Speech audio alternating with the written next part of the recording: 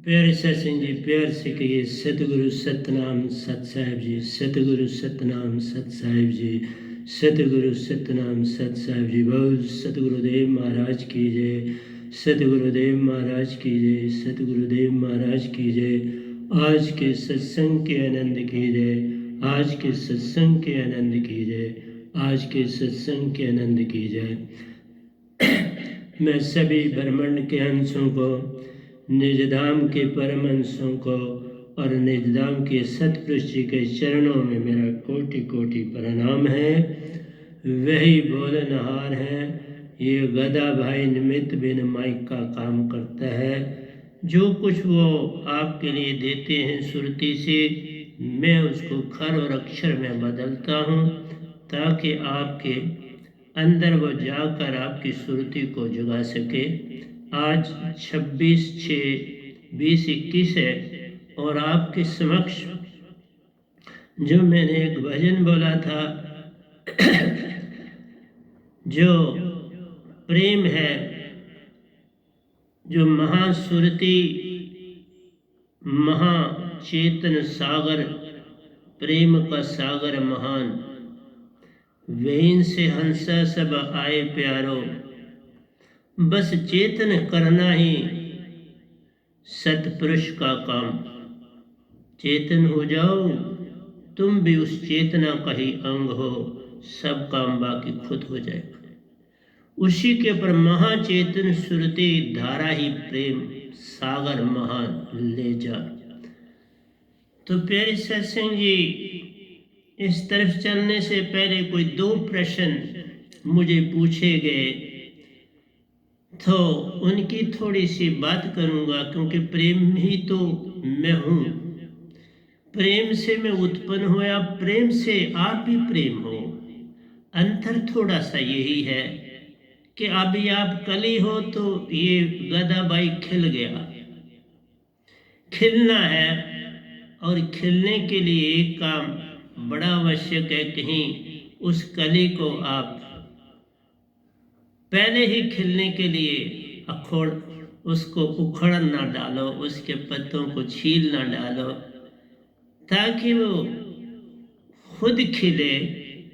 क्योंकि उसके अंदर जो बास है, उस बास को पकने में समय लगता है। जब तक वो बास नहीं पकड़ती, हर पत्ती अंदर की बास पकड़ती है, फिर खिलना शुरू हो जाती है। इसी तरह से इस विनाम की सुरती जब आप पकड़ोगे, पकड़ने के साथ ही जो ही आप श्वासा में इसका, क्योंकि बॉडी से सिमरन नहीं करना वो बाधा है। श्वासा आप लेते हो, लेनी ही है, उसमें डाल, और भूल भी जाओ तो कोई बात नहीं, बस पहले डाल दो ना। आपने शुगर डाल दी पानी में, फिर क्या बार बार थोड़ा चमचा हिलाते रहते हो, फिर पीते हो आराम से, फिर छोड़ भी देते हो, कोई बात नहीं, कुछ नीचे बैठती है, कुछ बीच में रहती है, फिर वही पी लेते। कहने का अर्थ ये है, फूल को खिलने का समय देना होता है, कली को ही हम उखेड़ डालें। कई बार बच्चों को देखा, वो उखेड़ते हैं खिली हुई कली को कि अंदर देखें क्या है, अभी वो तैयार नहीं हुआ, अबे पत्ते जो है वो अपनी पकड़ कर रहे हैं और उनमें जो वास है, सुवास है, वो उत्पन्न हो रही है। और जो ही खिलते जाएंगे तो श्वास पूरी तरह से आपको मिलेगी, उसका रंग रूप भी दिखेगा, उसमें श्वास भी दिखेगी। ये दोनों चीजें आहिस्ता आहिस्ता उभरती है। तुम सीड की चिंता करो, उसको खाद देने की चिंता करो, गुड़ाई करने की चिंता करो, घास फूस आगे से निकालो, रोशनी पूरी उसके ऊपर पड़े, बस ये चिंता करनी। तो पहला प्रश्न जो आया वो ये आया कि ये जो आजकल पंडित पुरोहित पूरे संसार में ये भ्रम में डालते हैं जैसे कर्म करेगा बंदे वैसा ही फल पाएगा। ये क्या चीज है? इसको कैसे माना जाए? ये प्रश्न आया, बहुत अच्छा। दूसरा आया कि बे हम किससे करें? क्या कोई बे वाली चीज है संसार में जिससे हम बे करें? और तीसरा प्रश्न जो हम चल रहे हैं प्रेम में, उनका कहना है कि ये दो बातें हमें बता दो, ध्यान पहले करें या हम पूजा अर्चना पहले करें? किसको पहले करें? ध्यान करें या आरती करें, पूजा अर्चना करें? दोनों इकट्ठी करें, आलादा आलादा करें? तो इसके विषय में आप जानकारी दीजिए। तो आज जितना हो पाएगा आज करूँगा, जो अगला प्रवचन होगा उसमें करूँगा, जो उससे अगला होगा उसमें करूँगा, क्योंकि प्रेम के साथ साथ ही चलाऊँगा। एक तो प्रश्न आपका बिल्कुल प्रेम से है, दूसरा भी प्रेम से ही है और तीसरा भी प्रेम से ही है। आइए प्यारे सत्संग जी, हमारे अंदर जितना भी काम चल रहा है वो मन माया ने पूरी तरह से आत्मा को नशे में डाल दिया। जैसे वो तोते वाला जो बाजार में हम बैठे होते हैं, कार्ड लिए होते हैं आपकी किस्मत दिखाने वाला, तोता पिंजरे में होता है या एक चिड़िया सी होती है वो पिंजरे में होती है, वो आती है बाहर, एक लिफाफे को चोंच मारती है, निकालती है, तो वो आपको दे देता है और आपसे 20 रुपये ले लेते। अब क्या पता नहीं क्या रेट हो। जब मैं छोटा था तो तब 2 रुपये रेट था। अब मैंने तभी कहा अब 100 भी हो सकता है, 50 भी हो सकता है। तो इस कोरोना के पीरियड में बेचारों को कहाँ, उनका भी काम धंधा बंद ही होगा, कौन लोग बाहर जाएंगे, तो वो बेचारा तोते वाला बैठे। तो मेरा कहना है कि हमारी जो आत्मा है वो उस तोते की तरह है, या दूसरा कहें एक बंदर की तरह है, मदारी वाला बंदर जो उसको खेलना चाहता है वो नाचता है, डांस भी करता है उसकी ट्यून पर, चुनरिया भी पकड़ता है, उसको भी हिलाता है। जिसका उसको पता नहीं वो हलाता है, 2 टांगों पर बेचारा खड़ा हो जाता है। तो बेसिकली जब ये समझ आ जाए तो फिर आपको ये भी समझ आ जाएगी कि हम कर्म क्या चीज़ है, और जब कर्म आ जाएगी तो हम ध्यान पहले करें या पूजा अर्चना पहले करें, वो भी आ जाएगी। तो सबसे पहले हमें इस बात का पता चलना चाहिए कि क्या वाकई हम कैद में हैं? हम कैद में हैं, पक्का है। आत्मा को नशे में रखा जाता है, जैसे कबूतर या वो चिड़िया, कई बार वो चिड़िया जो चिड़िया है उसको रोटी भी देता है, दाना भी देता है और उसको नशा भी देता है, अफीम का नशा देता है, शाम को थोड़ा सा दे देता है। उसको भी इतने पैसे कमाने तो उसको भी वो थोड़ा देता है, वो रखा होता है उसने पास। और कई बार वो पिंजरा खोलता है, चिड़िया दूर तक जाती है, सैर करती है, जंगल में जाती है, इधर उधर चलती भी है, लेकिन वो जो शाम का समय आता है तो उसका नशा टूट जाता है तब तक, क्योंकि पहले उसने ये 24 घंटे नशा रहता है। जब वो 24 घंटे पूरे होने लगते हैं तो फिर वो फड़फड़ाता है, अंदर से घबराता है, बेचैन हो जाता है और फिर वापस उसी पिंजरे में आता है कि ये चीज़ मुझे वहाँ मिलेगी। बस फिर वो पिंजरा बंद कर देता है।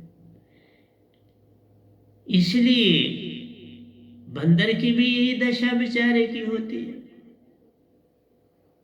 उसको भी नाचना पड़ता है, वो सब कुछ सीखना पड़ता है, नहीं तो फाके रहना पड़ता है। वो संभल के उसको खाना देता है, बड़ा तड़पा के खाना देता, जबकि बंदर की तो आदत है 24 घंटे चरता रहता, उसकी इंटेस्टाइन बड़ी लंबी है। तो प्यारे सत्संग जी, हम कैद में हैं, इस सामने दिखता है सारा काम यूनिट माइंड और कॉस्मिक माइंड करता है। यूनिट और कॉस्मिक माइंड का संबंध जुड़ा हुआ है। जैसे बॉस अपने आपस में बैठा होता है, क्लर्क लोग दूसरे रूम में बैठे होते हैं, हेड क्लर्क भी होता है, उनका ताना आपस में जुड़ा हुआ। जो सबऑर्डिनेट क्लर्क है उसको जो काम करना है उसको पता है, सुपरिटेंडेंट को भी पता है ये क्या काम कर रहा है, और जो बॉस है उसको भी पता है मैंने आज कौन कौन सा काम इनको दिया। इसी तरह से यूनिट माइंड के 4 अंग मन, बुद्धि, चित्त और अहंकार, बुद्धि को दे देता है भाई काम है आज इसको करना है, बुद्धि, चित्त और अहंकार मिलकर ये काम करते हैं और एग्जीक्यूट करते हैं। बात आ जाती है, ये तो समझ आ गई कि जो आत्मा है वो कैद में। फिर दूसरी बात आती है कि ये जो कर्मों का जाल है ये कैसा है बाबा। जैसे वो मदारी वाला कार्ड निकालता है, आप कार्ड को पढ़ते हैं तो आप समझते ये मेरे लिए लिखा गया, आपके लिए कुछ भी नहीं लिखा गया, वो तो एक धोखा है। आइए बात करते हैं। आप के अंदर यूनिट माइंड जो है उसके पास भी बड़ी ताकत है, वो भी बड़े निर्णय खुद ले लेता है। कॉस्मिक माइंड को जरूरी नहीं पता देना दे, जो बड़ा इंपॉर्टेंट होता है वो उसको देता है, जो छोटे मोटे होते हैं खुद ही डील करते हैं। ये जो छोटे मोटे, जैसे मैं आपको एक बात बताऊं, ठीक है प्रश्न करने वाले ने ये भी कहा कि बच्चा हाथ अग्नि में डालता है, उसका हाथ तो इंस्टेंट उसी समय जलता है, कल थोड़ा जलेगा, साल के बाद थोड़ा जलेगा, उसी समय जलेगा। बच्चा चलता है, गिर जाता है, उसी समय गिरा, कल थोड़ा ही गिरा, परसों थोड़ा के छोड़ने के लिए आज गिरा जिस ढंग से वो परसों भी गिरा। क्या उसने कोई अवगुण किया था तो वो गिरा। फिर आता है कोई आदमी तैरना नहीं जानता, तालाब में छलांग लगा देता, पीछे तालाब गहरा, डूब के मर जाता। उसने अभी छलांग लगाई अभी मरा, वो साल के बाद थोड़ा मरेगा, 2 साल के बाद थोड़ा। तुम बीमार हुए ठीक है, कितना समय लगता है तुम मरते हो। आई मेरा कहना है, आपने एक बादशाह बनाया, उसका वजीर भी है, उसके आगे सिपा सलार है, ठीक। राजा एक हुक्म देता है तो वो सीधा परकुलेट होके कहां तक पहुंचता, उस सिपाही तक पहुंचता कि ये काम आज करना। राजा ने हुक्म दिया और परकुलेट होता हुआ नीचे तक आया, वो काम हो गया, कर दिया गया। कई बार ऐसी इमरजेंसी होती है कि बादशाह का वेट नहीं करना पड़ता, ऐसी इमरजेंसी जैसे आग लग गई, अब वो थोड़ा बादशाह को पहले खबर देंगे कि बाबा आग लग गई है, क्या करें। फिर बादशाह वहां से लेटर लिखवाएगा, फिर वो लेटर पोस्ट होगा, आप तक आएगा, तब तक वो सब कुछ जल जाएगा। नहीं, तब फैसला इंस्टेंटेनियसली करना पड़ता है। इवन जो सिपाही है वहीं पर जो ड्यूटी देता है वो किसी को अतला के लिए भी देता है, लेकिन जुट जाता है उस पानी उस आग को बुझाने। तो कुछ काम अंश पाठ करने पड़ते हैं, कुछ काम बड़े जटिल होते हैं, और इवन उस काम के लिए स्वर्ग में ये जो तीर्थंकर आदि लोग होते हैं, योगेश्वर लोग होते हैं, इनकी भी एक जमात होती है जो निर्णय करती है। इसलिए जब बड़ी बात आती है, क्योंकि आपको जेल में भेजना है तो वो प्राइम मिनिस्टर ने ऑर्डर नहीं करना, होम मिनिस्टर ने ऑर्डर नहीं करना, उसके लिए नीचे बैठे हैं पुलिस डिपार्टमेंट के लोग, फिर कोर्ट बैठी है उसके ऊपर निर्णय के लिए, और फिर सजा मिल जाती है। कितनी देर लगी सजा पाने में? करा आपने अभी है,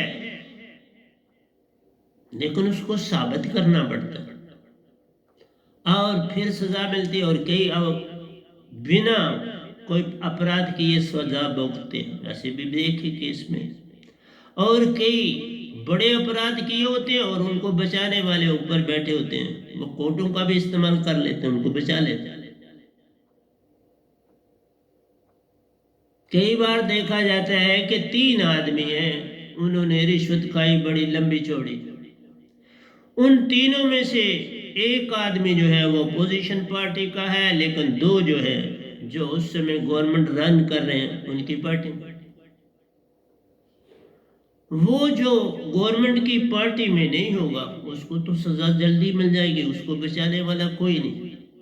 लेकिन जो उसी पार्टी के हैं वो तो हर कोशिश करेंगे ना, हमारी पार्टी बदनाम ना हो, तो उसको बचाने की चेष्टा करें। खामोशी में ही करेंगे, पर करें। फिर किसी ने एग्जाम्पल दी कि बाबा जो कम्युनिस्ट कंट्री है जैसे रशिया है, तो वहाँ कोई अमीर नहीं और कोई गरीब नहीं, तो क्या बात है भाई, उनका कोई कर्म लिखने वाला और है और बाकी देशों में जो कर्म लिखने वाला कोई और है? नहीं, कर्म लिखने वाला कोई और नहीं। कर्म के हिसाब से आप देख लो, सबकी शक्ल अलग है।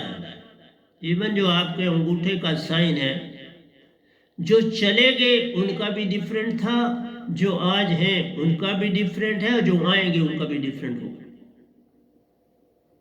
पूरी क़यामत तक ये खेल चलेगा।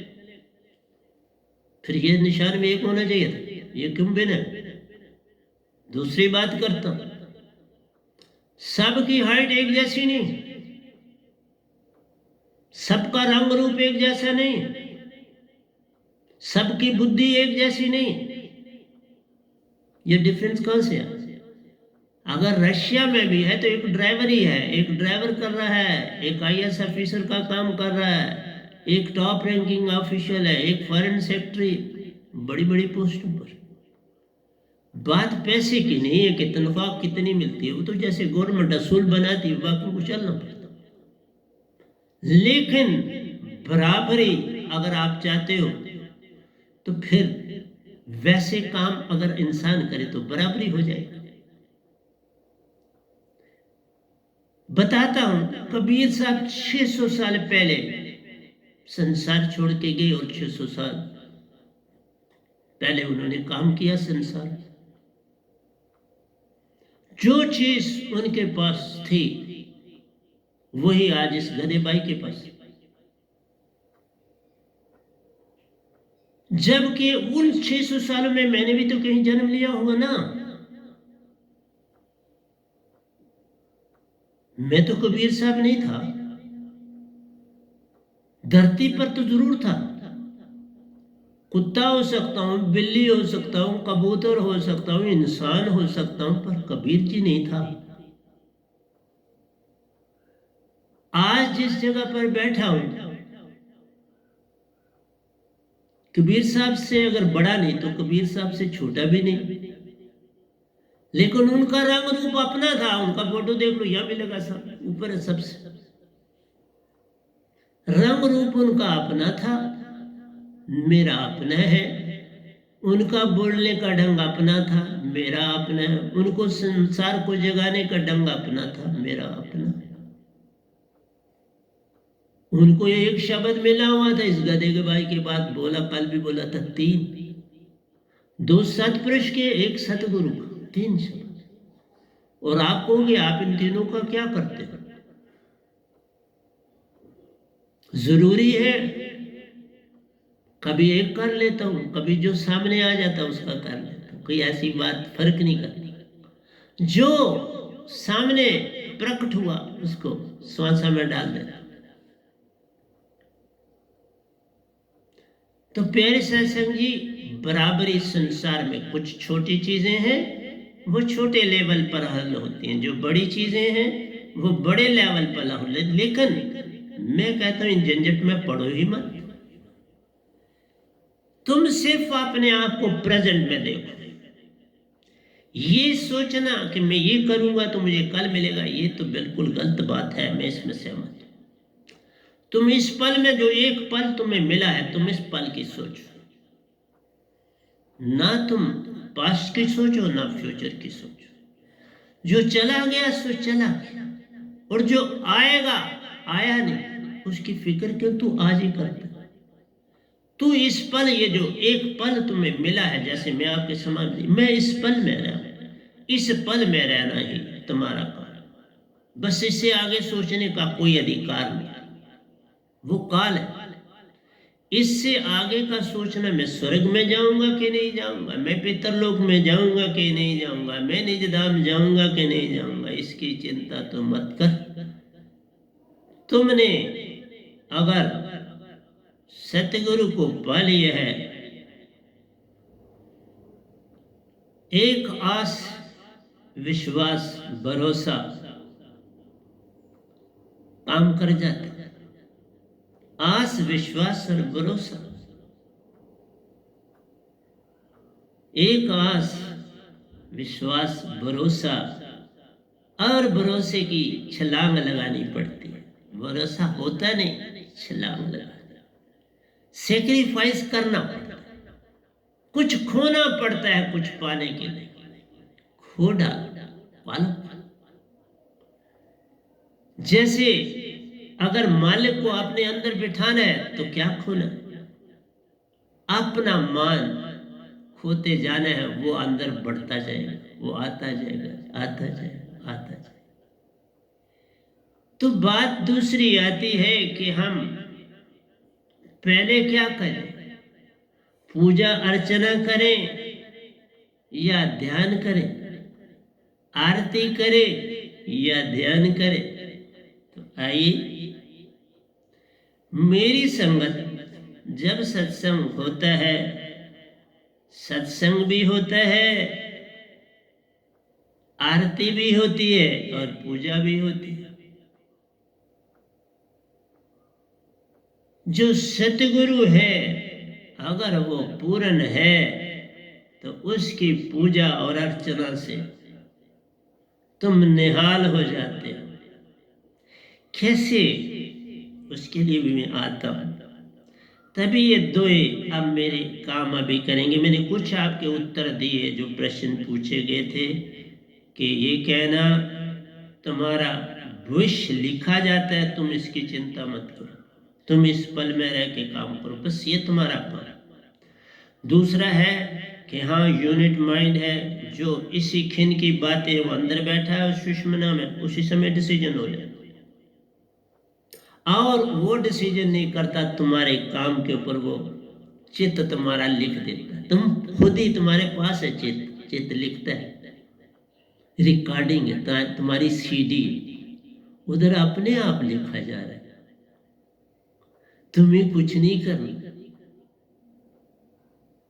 तो चंद चीजें ऑन स्पॉट डिसीजन होती है, चंद का समय लगता है, और चंद तुम्हें अगले जन्म में मिलती हैं। ये सब सच, चंद, पर उस पे मत तुम चलो। तुम ये करके किसी की मदद करते हो, मुझे फल मिलेगा, तो ये तो अवगुण हो गया पहले। इसीलिए चित्त तुम्हें अभी कुछ नहीं दिखाती, पर तुम जब उस चित्त को अंदर से खोलते हो तो तुम्हें बचपन तक ले जाते, एक एक चीज तुम्हारी खोल देता है। ये तुमने करी, देख लो तुमने अच्छा क्या किया, बुरा क्या किया, तुम्हारे सामने चिट्ठा पत्र आ जाता है, उससे निर्णय कर लो ना। कुछ अभी होगा, तुमने अपने जीवन का बीमा कराया, तो जिस कंडीशन में वो बीमा हुआ, उस समय में जाके चीज आपको मिलेगी ना, उससे पहले कैसे मिले? अभी तो तुम्हें देना पड़ेगा। जब वो घटना घटेगी तुम्हारी मृत्यु के बाद किसी को मिलना, तो वो फिर चेष्टा करेंगे तो उनको मिले, लेकिन तुम आज ही को उसका निर्णय हो जाए, कैसे हो जाएगा? जैसे तुम भक्ति कर रहे, तुम कहते हो मैं परमात्मा, मैं तुम्हारे दर्शन करना चाहता हूं, मैं मिलना चाहता हूं, मैं चीज पाऊं, पर पहले तुम चलो, तुम चलोगे तो वहां पहुंचोगे। तुमने श्रीनगर जाना है और कहते हो मैं पैदल जाना या साइकिल पे जाना, बहुत से लोग जाते हैं अपने। अब साइकिल जाने वाला कहीं मैं शाम तक पहुंच जाऊंगा, तो वो कैसे पहुंचे? उसको तो बड़े दिन लगे वहां से, वो रुक रुक के जाएगा, चढ़ाई है तो वो बेचारा कई जगहों पर उसको साइकिल हाथ में पकड़ के तो चलना है।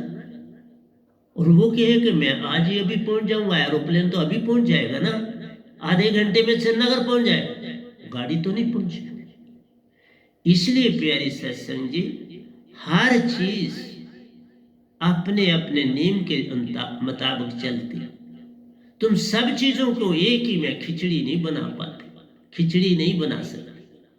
चावल बनाने हैं तो चावल बनाओ, पीले चावल बनाने हैं तो उनमें घी भी डालना पड़ेगा, उनमें मटर आदि दूसरी चीजें भी डालनी पड़ेंगी, उसमें थोड़ा नमक भी डालना पड़ेगा, तो बात बनी। मीठे बनाने तो उसमें मीठा डाल लो, घी भी डालना पड़ेगा, फिर आपने बादाम काजू किशमिश आदि डालने पड़ेगा। जैसी तुम चीज चाहते हो वैसा तुम्हें करना पड़ेगा, वो बन जाएगी। अगर मालिक की तरफ मैं आता हूं, फिर भी आप मुझे प्रश्न करोगे, मैं आगे एलेबोरेट भी करूंगा। मैंने इसका आपको दिया, पास्ट भी है, फ्यूचर भी है और प्रेजेंट भी है, तीनों हैं। उसी के मुताबिक भी आपका जीवन चलता है, बिल्कुल ठीक है। लेकिन अनस्पॉट भी डिसीजन होते हैं, तुम ज्यादा अनस्पॉट पर हो। तुम कोई ऐसा काम मत करो जो तुम्हें फ्यूचर की तरफ ले जाते। तुम इस पल में रह रहे, तुम्हें ये पल मिला है, बस इस पल में आत्मा है, तुम आत्मिक बन के रहो। ये कल और कल मन की बातें हैं, तुम मन के मुताबिक चलने का कोई हमारा उद्देश्य नहीं है। ये कल गुजर गया वो भी मन का है, जो कल आना है वो भी मन का है। तुम्हारा जीवन क्या होना है कल का, मन को छोड़ो, इस विषय में बात ही मत करो। लेकिन तुम कभी इतने तीर्थंकर हुए, महावीर और बुद्ध चले तो चले मन के मुताबिक, ओशो जी चले, गायत्री जी चले, सुखदेव जी चले, वेद व्यास जी चले, राजा जनक जैसे चले, सब इस निरंकार मन के मुताबिक ही तो चले। तुम मन के मुताबिक चलोगे तो जन्म है, और फिर जन्म है तो तुम्हारे मुताबिक, जैसे उसने भक्ति करी, उसमें स्वर्ग में जाना है तो तुम उसको नरक में कैसे भेजो? फिर तो सारे अवगुण करना शुरू कर देंगे। तुम्हें एक जैसा सब कुछ मिलेगा, फिर सारा संसार अवगुण की तरफ चलना शुरू हुआ, अच्छाई की तरफ कोई नहीं चल। मैं तुम्हारे प्रश्न जो हवा में भी आते हैं पकड़ता हूं तो उत्तर दे रहा, अनारकी हो जाए। लोग एग्जाम्पल रशिया और चाइना की देते, तुम कभी रशिया और चाइना में देख के जाके देख लो, तुम वहां सांस नहीं ले रहे, तुम्हारी घुटन है, तुम्हारे गले के ऊपर हर समय रस्सियां बांधी हुई, वो जो तुम्हें दिखती नहीं। यहां तुम भारत में हो, आजाद, ठीक है, मैं उतनी आजादी नहीं देखता हूं जितनी होनी चाहिए, लेकिन फिर भी है। ये चीजें तुम्हें चाइना और रशिया में नहीं मिल सकती। इसलिए रोटी बराबर में खा लेना कोई बड़ी बात नहीं। वहां पर भी जो हुकूमत करता है, क्या वो तुम्हारी तरह रोटी खाता है?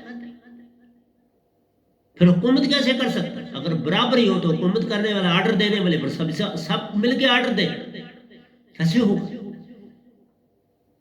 फिर सब मिलके किसी फॉरेन पॉलिसी का डिसीजन कर, फिर सब मिलके इकट्ठी फौज लड़े, ठीक है, उन मुल्कों में मेल फीमेल दोनों पर, लेकिन टॉप के जो है जिन्होंने दबाया हुआ है वो तुमको उठने दे रहे हैं? तुम बोल सकते हो? तुम अंदर के विचार किसी के आगे रख सकते हो? नहीं ना रख सकते।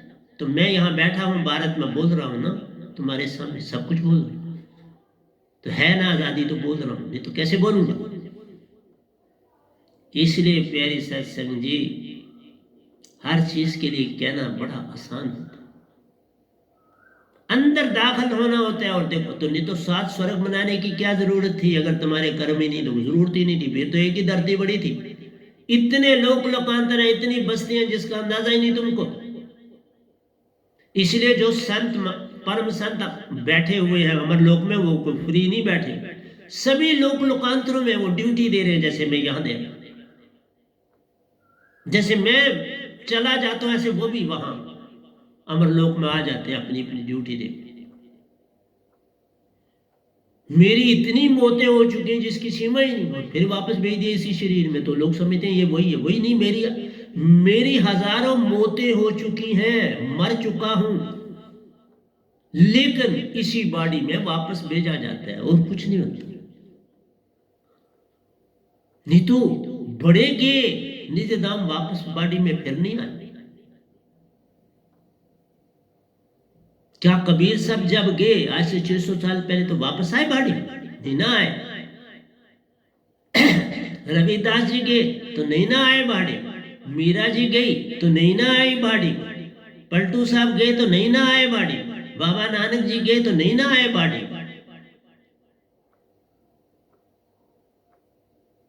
ये बात कह रहा हूं आपसे। बुद्ध गए बॉडी से तो आए नहीं ना दोबारा बॉडी में। महावीर जी गए तीर्थंकर 24 गए तो वापस नहीं ना आए बॉडी। ये गधा भाई गिनती से बाहर आया, जिसकी गिनती भी नहीं कितनी बार मरा हूं और कितनी बार इस बॉडी में आया। इवन निरंकार की सीमा में मरा हूं और दोबारा उसी बॉडी में आया। वो तो हॉस्पिटल में सभी ने देखा। इसलिए प्यारी सत्संग जी, कर्मों का इधर भी हिसाब अंशपाठ है और मौत के बाद भी है। दोनों संग संग चलते हैं। दो टांगे है ना तुम्हारी, एक से नहीं ना चलते। दो हाथ है ना तुम्हारे, एक हाथ नहीं। परिंदे भी चलते हैं तो दो टांगे, दो पर। मुंह तुम्हारा एक, आंखें तुम्हारी दो, हर परिंदे की दो, हर जानवर की दो, बीच में नाक। तो प्यारे सत्संग जी, कह देना छोटे से एग्जाम्पल देके तो तुम किसी को बुद्धू थोड़ा संसार को बना सकते हो कि मैं छलांग लगाऊं पानी में तो अभी सजा मिलेगी, मैं आग में हाथ डालूं तो अभी सजा मिलेगी, मैं कपड़े अभी उतारूं तो नग्न हो जाऊंगा, मैं कपड़े अभी नहाऊं तो नहा लूंगा। तुम अपनी शक्ल को देख लो, तुम्हारी बाप से पूरी शक्ल नहीं मिलती। किसने बनाई? एक बहन बन गया, एक भाई बन गया, किसने बनाए? वो जो ओवम एंड स्पर्म का कॉम्बिनेशन हुआ, पेयर्स बने, किसने बनाए? ये सूर्य चांद तारे किसने बनाए? कैसे बन गए? तूने तो नहीं ना बनाए। फिर जिसने वो चांद तारे बनाए उनकी उम्र भी डिसाइडेड है। हर एक का डिसीजन पहले हो चुका है। तुम्हारी बॉडी का डिसीजन है ना, तुम्हारे कितने, तुम्हारे हाथ में है, मैं कब मरूंगा। जब तुम्हारे हाथ में तुम्हारा मरना नहीं लिखा, कब मरना है? जिस दिन तुम छलांग लगाते उसी दिन तुम्हारा मरना लिखा होता तो छलांग लगाते। ऐसे नहीं छलांग लगाते। एक्सीडेंट किसी गाड़ी को हुआ, हाँ, क्या सबकी मौत है? नहीं, उनको इसीलिए फौरन जन्म मिल जाता है। जिनकी मौत नहीं लिखी होती, अंशपाठ, वो गर्भ में चले जाते, उनको फिर शरीर मिल जाता है। क्योंकि वो उसको गाड़ी में सभी बैठे। अब एक की मौत का समय निश्चित है, और कैसे निश्चित है? उसने तो मरना है, बाकी साथ में क्यों मर गए? यही तो मन का खेल है। इसीलिए कहा मन से बाहर आओ। मैं अभी आऊंगा ना, आपको बताऊंगा कि कैसे हर पल आपकी आई। मीरा को जहर का प्याला दिया गया, सांप पटारी में भेजा गया। कहते हैं कि सांप जो था फूल बन गया। मैं ये नहीं कहूंगा, मैं कहूंगा कि सांप को हुक्म ही नहीं हुआ, क्योंकि जब उसने सांप ने सामने देखा, अब मीरा मीरा थोड़ा थी। अब वो मीरा जो थी, उसकी आत्मा बड़ी चेतन थी। वो हर समय तुरीय अवस्था में रहती थी, चाहे कृष्ण भगवान के साथ जुड़ी हो। जैसे मैंने विदुरानी का बोला, तुरीय अवस्था में केले का छिलका खाए। राधा की आंखों को कृष्ण भगवान ने बंद किया जब जमुना के किनारे वो बैठी थी, तो पता चला कि किसने मेरी आंखों को बंद किया। बस फिर होश न रहे, फिर होश न रही आंख बंद होने के बाद। फिर नाचने लगी मीरा। क्यों अपनी कुटिया छोड़ के बाहर गलियों में भी नाची, सड़कों पे भी नाची, अंदर भी नाची, गुरु के संग भी नाची। लोग कहते बड़ी वैश्या टाइप थी, तुमने भक्ति ही नहीं करी तो तुम वैश्य ही कहोगे ना। वो तुरिया तीर्थ से कभी नीचे आती ही नहीं थी, प्रज्ञावस्था में रहती थी। तो प्रज्ञावस्था में आप बॉडी में नहीं होते, आपको नई बॉडी मिलती, आप उस बॉडी को लेके इस बॉडी के साथ नाचते। उस बॉडी में इस बॉडी से भी कई गुना ज्यादा ऊर्जा होती, थकता नहीं आदमी। मैं आपको जैसे बोलूं, आप खेल के मैदान में जाते हैं, मैं भी बड़ा गया हूं। जब आप खेल एक लगन से खेल रहे होते हैं, पूरा ध्यान आपका बॉल किधर जा रहा है, मैंने किधर दौड़ना है, मेरी फ्रंट रो है, मैंने अपनी सीमा में दौड़ना है, उससे आगे पीछे नहीं जाना। मैंने अपने गोलकीपर के पास नहीं खड़े रहना है। मैं अगर फॉरवर्ड खेल रहा हूं तो मुझे फॉरवर्ड खेलना, हॉकी खेलूं, फुटबॉल खेलूं, जो खेलूं। तो प्यारे सत्संग जी, आप जब ग्राउंड से बाहर आते हो तो आपको थकावट महसूस नहीं होती, आप बिल्कुल फ्रेश महसूस होते, जैसे क्योंकि ध्यान में आपने सारा काम किया। वो ध्यान की विधि थी, आप कुछ दुनिया को याद नहीं था, आप पूरी तरह से ध्यान। जैसे एक क्लर्क, वो पूरे ध्यान से अपनी फाइल में मस्त है, काम कर रहा है, लिख, थकावट नहीं। लेकिन जिस समय तुम विचारों में चले जाओगे फिर थकावट लगेगी, आधा घंटा भी लगेगा कि बड़ा है, मैंने बड़ा काम कर दिया। मैं इतना लिखता हूं, इतना बोलता भी हूं, सफाइयां भी करता हूं, पोछे भी मारता हूं, कपड़े भी धोता हूं, साहब जी को योगा कराता हूं, उनके बड़े भाई को, उसकी भी फिर मैं पूरी मालिश करता हूं बॉडी की। उसका कोई प्रॉब्लम था, बिल्कुल ठीक हो रहा। तो प्यारी सत्संग जी, आप सवाल तो ढूंढते हो लेकिन उसकी तय में नहीं जाते। समुद्र के पानी के ऊपर लकड़ी तैरती है, मोती कभी नहीं तैरते, मोती नीचे बैठे होते हैं। तो आप बोलो मोतियो जी तुम ऊपर आ जाओ, तुम क्यों नीचे बैठे हो। इसी तरह यूनिट माइंड आपके अंदर रहता है और कॉस्मिक माइंड सारे ब्रह्मांड को देखता है, 3 लोगों को देखभाल कर, हर चीज नियम के अनुसार चल। वर्षाओं ने बारिशों ने आना है तो कब आना, गर्मी ने कब तीखा होना है तो कब होना, बर्फ ने कब पड़ना है तो बर्फ ने पड़ना है, हर चीज निश्चित है। तुम बस प्रेमी बन जाओ। और प्रेम कहां से शुरू होता है, सतगुरु से। सतगुरु पूर्ण पाइए, जन्म मरण का लेखा मिट जाए रे, सारे जन्मों मरणों का मिट जाए। तुम जोड़ो, तुम्हें कोई जरूरत नहीं फिर जाने की, ना पास्ट रहा ना फ्यूचर रहा, पर ऐसा करो तब। नहीं तो उसी के मुताबिक वेस्टर्न कंट्री वाले कहते हैं बस हमारा एक ही जन्म है। तो ये तोता जो बना ये कौन बना, ये सांप जो बना कौन बना, ये न्योला जो बना कौन बना, ये कुत्ता जो बना कौन बना। अरे बाबा, आंख बंद के चलने से बात नहीं बनती। मैंने बड़े करामातें देखी हैं और उनको देखा। शुरू में ये बड़े साहब जी यहाँ एक फीमेल डॉग ने बच्चे दिए, बड़े सुंदर बच्चे थे।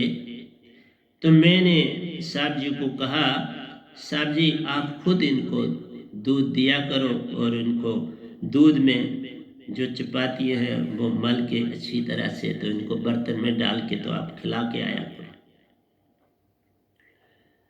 वो बच्चे भी खाते थे और उनकी माँ भी खाती थी, इकट्ठी खाती थी।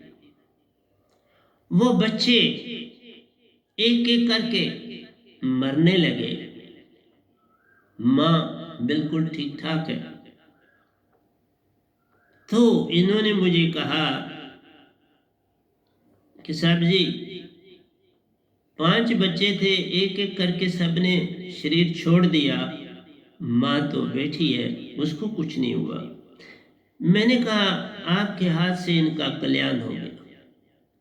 जब आपके हाथ से इन्होंने खाया तो इनके पुराने सारे कर्म कट गए। अब ये मनुष्य की योनि में आ गए बच्चे, लेकिन फीमेल को अभी काटना है, क्योंकि वो बच्चे मासूम थे, उनके लिए आप सब कुछ थे, लेकिन माँ के लिए सब कुछ नहीं थे। वो आगे भी आगे पीछे भी उसने जाना है, वहां भी कुछ खाना है। बच्चे तो जो आप खिलाते थे खाते थे। अब वो माँ का दूध भी नहीं पीते थे, बस वही पीते थे, 2 बार मिलता था उनको, बस खुश रहते। मेरा कहना आपसे ये है, समर्पण। जब तक में मिले ना सतगुरु सांचा, तब तक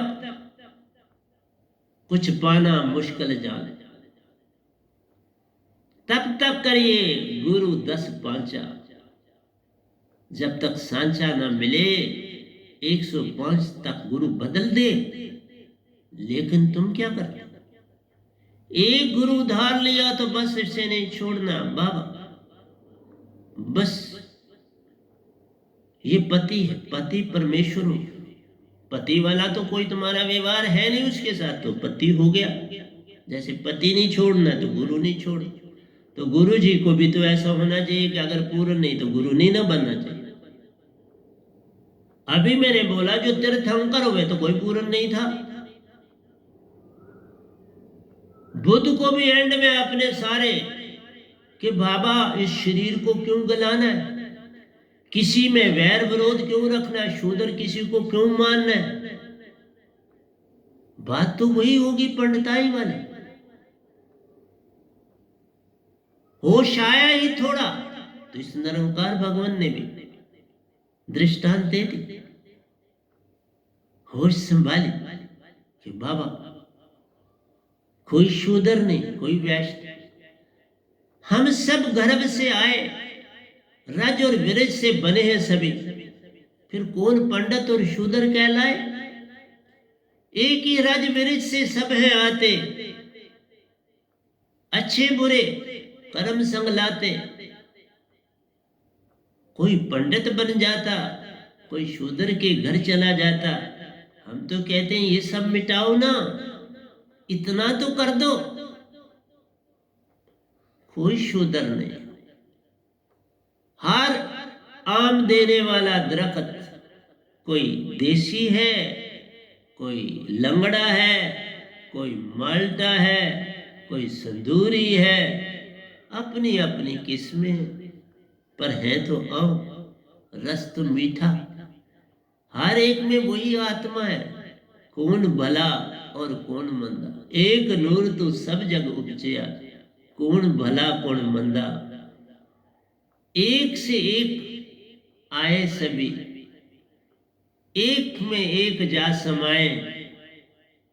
ये सब काम सतगुरु से होता, सतगुरु के चरणों में सर झुकाए। एक हो जाओ, लेकिन पूर्ण पाना पड़ेगा। ये लच्छेदार भाषणों से कोई बात नहीं बनी। तुम वहां डीप जाते नहीं और वाह वाह करना शुरू कर देते हो, तभी तो वो लोग अब मुझसे प्रश्न पूछते हैं। उनके पास सदियों से वो प्रश्न है, वो मेरी तरफ फेंकते हैं और मैं उनका उत्तर दे देता हूं। इसलिए प्यारी सत्संग जी, जब बाबा नानक 13 करके राशन देने लगे, मैं जो बात समझाने वाला हूं वो दूसरी है, मत समझना, मैं रिपीट नहीं करता हूं। तो तेरा तेरा करते समय अब उनकी तराजू एक एक जितना सबको दे रही, एक जितना। तेरा पैर रुक रही है, बाकी जगह रुकते नहीं। जो चद्दर अंदर आगे कर रहा है, जिसकी चद्दर बड़ी वो अड़ जाता है, वो देते जा रहे, तेरा तक देते हैं जो भी आ गया। कहने का मतलब है अंदर से तुरियावस्था पा गए, इवन तुरियातीत तक चले। अब होश किसको है? बॉडी की। अब अंदर वही आत्मा काम कर रही। अब जो काम कर रहा है अंदर आत्मा कर रहे, तुम पूर्ण आत्मा होगे तो वही तेरा आ गया। बस सिमरन में लगे हैं तो तेरा तोल हथ कारवल तो सुरती यारवल। मन नहीं, मन को छोड़ो, मन ने बड़ा खराब कर दिया आपको। मन यारवल नहीं, हथ कारवल तो सुरती यारवल। यार मालिक को बोलते हैं, सतपुरुष को बोलते हैं, वो भी तुमने यार काल भगवान को बना दिया, मन को बना दिया। कैसे भक्ति हो? फिर कैसे बुद्ध तरते? फिर क्यों मेरे पास आना पड़ता? बाबा जिसने काल की भक्ति करी उसका जन्म मरण कभी भी छूट जा सकता ही नहीं। चाहे स्वर्ग में जाए, चाहे सुन में जाए, चाहे महासुन में जाए, चाहे शास्त्र सार में जाए, जन्म लेना पड़ा। पिकनिक स्पॉट है ये, पिकनिक करके वापस आओगे तो आता हूं बाबा नानक। बाबा नानक अब तुरिया से भी तुरियातीत अवस्था में है, तो ये सब चीजें उनको कहां से आई? ये पिछले जन्म के संस्कार आए। ये चीजें देख के सामने लगता है कि ये गुण, ये भी छोड़ो, मैं उससे भी नीचे आता हूं। जब वो 8 साल के थे, 8 साल के हैं तो जंगल में साथी, दरख्त बहुत से हुए तो जंगल ही हुआ, उसमें थे, उधर ही रह रहे थे। तो पी कहां की आवाज आई तो वो आंसू बहाने लगे और रोने लगे। क्या बात हुई? उस 8 साल में अंदर की जो आत्मा थी जाग गई, क्योंकि वो आ गई, सत्य थे, और इस आवाज ने जगा दिया। अब वो परिंदा बाहर नहीं बोल रहा, उनके अंदर ही बोल रहा था। वहां अपने अंदर के शीशे ने उसको अपने अंदर बैठा दिया। उनको दिख वहां रहा है, लेकिन अंदर आवाज अंदर से अब निकल रही है, अंदर से आवाज निकल रही है, और वो आवाज आंसू के रूप में बाहर भी बह रही है। इतनी प्यारी लगी, इतनी सुंदर लगी। वो तुरिया अवस्था और तुरियातीत में चलेगी। यही बात तो मीरा के साथ हुई। मीरा को जब जहर का प्याला दिया गया या सांप भेजा गया, न सांप काटने के लिए तैयार हुआ, न जहर का प्याला, क्योंकि मीरा थोड़ा थी वहां तो अब आत्मा ही थी। और आत्मा को कौन मारे? मैं आपके समक्ष बैठा हूं बाबा, पिछले 20 साल से किसी भी तकलीफ ने मुझे नहीं सताया, किसी भी चीज। न सर्दी सताती है, न गर्मी सताती है, न कोई बीमारी सताती। तो तुम उन चीजों को नहीं जान पाते जो मीरा ने पाई। तुम उन चीजों को नहीं जान पाते जो चीजें बाबा नानक साथ ही लाए। वो जागे हुए ही थे। उनका जो जन्म ही हुआ था उसमें छल कपट नहीं था। इसलिए उस समय फादर ने 40 रुपये, क्या कीमत होगी आज से 600 साल पहले, व्यापार करने के लिए थे। उस समय 40 रुपये तो आज के 40 करोड़ रुपए से भी ऊपर। उनको तो अमीर करके भेजा, लेकिन वो और अमीर हो गए, क्योंकि वो कबीर जी को रास्ते में मिले। वही थे जो कंबल वहां से लाए, वहां जो बाकी साधु संत आए हुए थे उनमें बांट दिए, और अनजाने में ये दात पाली, होश नहीं पर दात पाली।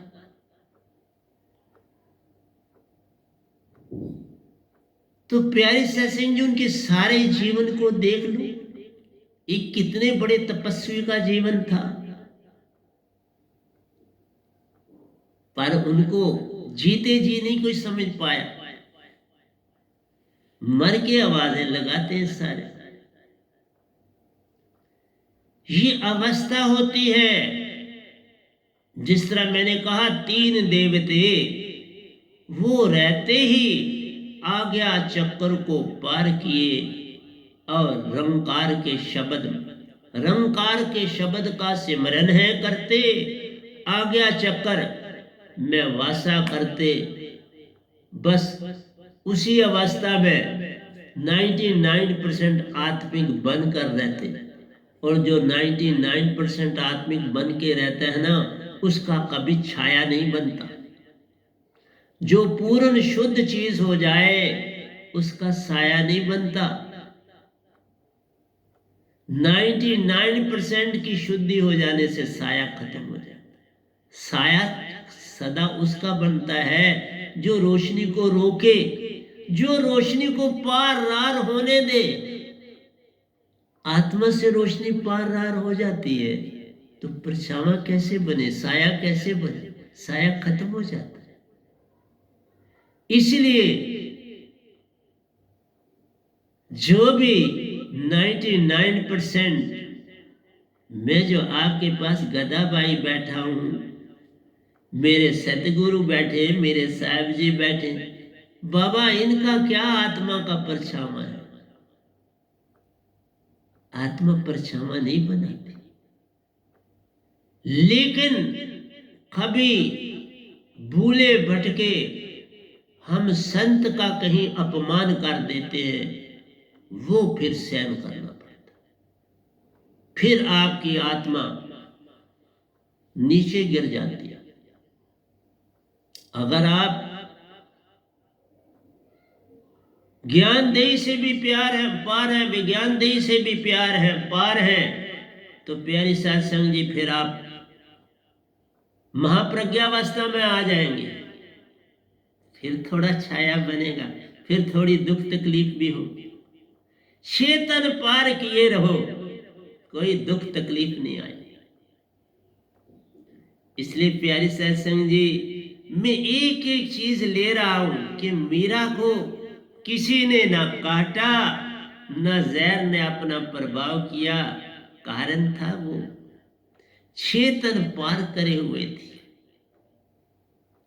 अब उसको आगे जाना था, क्योंकि कृष्ण भगवान की पूजा करते थे, वो भी 99% थे, ये भी 99% हो गई थी। इसीलिए तो वो गोलोक में पहुंच गई ना। गुरु ने अभी धारा था तो कृष्ण भगवान ने सहायता करी, भेजा जा अब गुरु धारण कर, और गुरु का रेंज आगे ही कर दिया। बनारस में मुल्तान के स्थान पर पहुंची, वहां कुएं पर बने पानी गई कमाली के साथ। वहीं रविदास जी आ गए पानी पीने के लिए, थके मांदे कि पानी पिला दो। पानी पिलाने के बाद उसी मीरा ने कहा आप थोड़ा विश्राम कर लीजिए, चलिए मेरी साथी कुटिया, आप वहां विश्राम करें। वहां विश्राम कराया, वहीं पे बातचीत चली तो कमाली ने भी और मीरा ने दीक्षा पाई। बाबा तुम इन अवस्थाओं को नहीं जान पाते, इसलिए जो कोई मेरे से बात भी करता है इतना सोया हुआ होता है कि क्या बताऊं। इसलिए तुम बाबा नानक के उस आंसुओं को जान सकते हो। उन्होंने तो उसी समय उन आंसुओं ने उनको 99% आत्मिक कर दिया।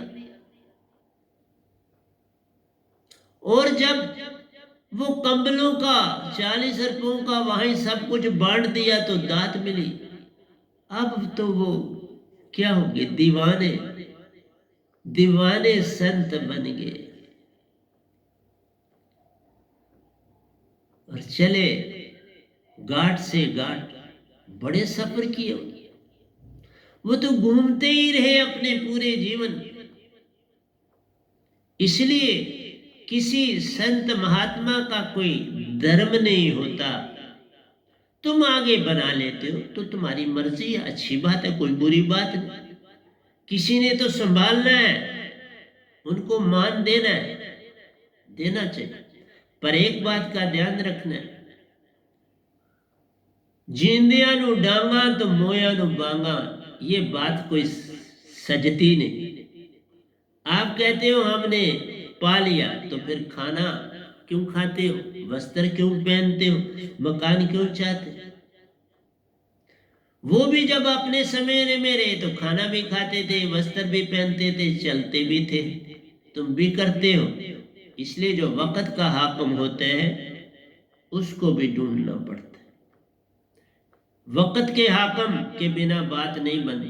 तुम लाख भूषण, अगर तुम्हें कोई कहे कि बाबा जी नानक के कोई गुरु थे, तुम कहोगे उनके तो कोई गुरु नहीं थे, वो पैदाशी थे,